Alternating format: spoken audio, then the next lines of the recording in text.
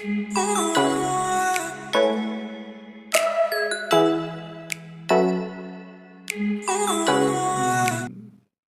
Shalom మీ అందరికీ.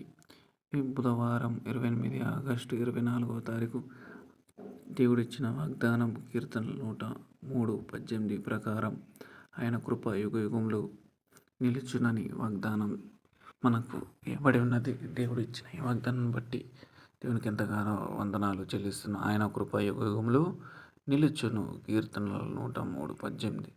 తల వంచిన ప్రార్థన చేసుకుందాం. ప్రేమలిన తండ్రి, దయగల తండ్రి, ఆగస్టు 28 బుధవారం దినమందు మాకు ఇచ్చిన వాగ్దానం ఆయన కృప యుగయుగములో నిలుచునని.